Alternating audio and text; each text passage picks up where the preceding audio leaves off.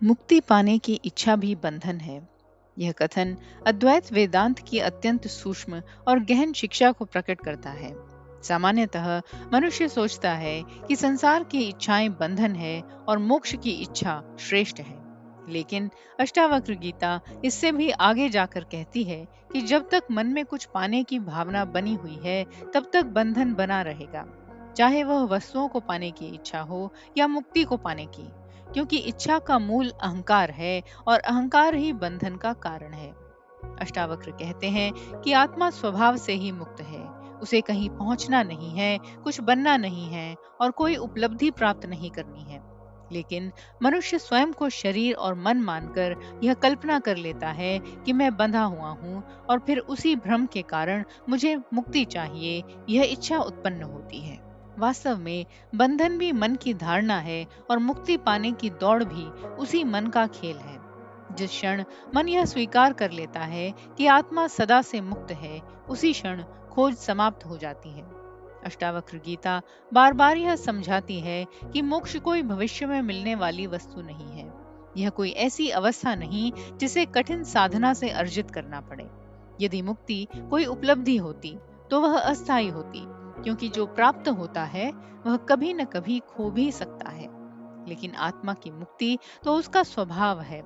इसलिए अष्टावक्र कहते हैं कि मोक्ष पाने की इच्छा भी एक सूक्ष्म बंधन बन जाती है, क्योंकि उसमें भी मैं बचा रहता है। मैं मुक्त हो जाऊं, मैं ज्ञानी बन जाऊं, मैं संसार से ऊपर उठ जाऊं, यह मैं ही अहंकार है। यह सूक्ष्म अहंकार बहुत गहराई से कार्य करता है।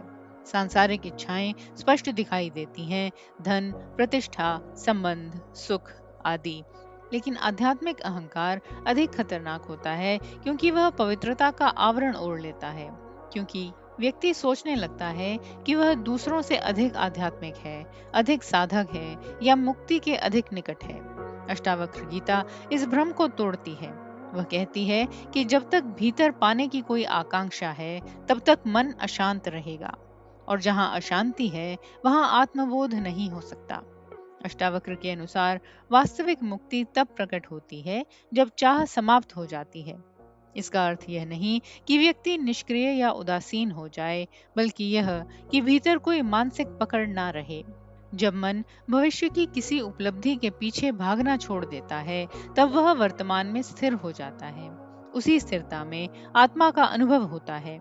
जैसे आकाश को पाने की आवश्यकता नहीं होती, क्योंकि हम पहले से ही उसके भीतर हैं, वैसे ही आत्मा को पाने की आवश्यकता नहीं है, क्योंकि वही हमारा वास्तविक स्वरूप है। इस शिक्षा को समझने के लिए अष्टावक्र गीता स्वप्न का उदाहरण अप्रत्यक्ष रूप से प्रस्तुत करती है। यदि कोई व्यक्ति स्वप्न में स्वयं को कैदी समझे, तो वह मुक्ति पाने के लिए संघर्ष करेगा। लेकिन जैसे ही उसकी नींद खुलती है, उसे पता चलता है कि न बंधन वास्तविक था और न मुक्ति पाने का प्रयास आवश्यक था। इसी प्रकार आत्मज्ञान होने पर ज्ञानी देखता है कि आत्मा कभी बंधी ही नहीं थी, केवल अज्ञान के कारण बंधन का भ्रम था। व्यावहारिक जीवन में भी यह शिक्षा अत्यंत महत्वपूर्ण है। कई बार साधक वर्षों तक ध्यान, तप और साधना इसलिए करता रहता है क्योंकि वह किसी विशेष अनुभव या अवस्था को पाना चाहता है, लेकिन यह पाने की मानसिकता ही उसे बेचैन रखती है। अष्टावक्र कहते हैं कि सत्य तब प्रकट होता है जब मन शांत होकर सभी खोजों को छोड़ देता है। जैसे जल में तरंगे शांत होने पर उसका तल स्पष्ट दिखाई देता है, वैसे ही इच्छाएं शांत होने पर आत्मा का स्वरूप प्रकट हो जाता है। अंततः अष्टावक्र गीता का संदेश यह है कि मुक्ति कोई लक्ष्य नहीं, बल्कि हमारा स्वाभाविक अस्तित्व है। संसार की इच्छाएं स्थूल बंधन है और मोक्ष की इच्छा सूक्ष्म बंधन। दोनों का आधार अहंकार है। जब यह अहंकार और चाह समाप्त हो जाती है, तब व्यक्ति सहज रूप से उसी शांति और स्वतंत्रता में स्थित हो जाता है जिसे मुक्ति कहा गया है।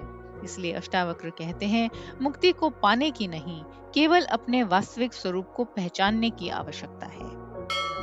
आप देख रहे हैं सुनो और सुनते ही रहो।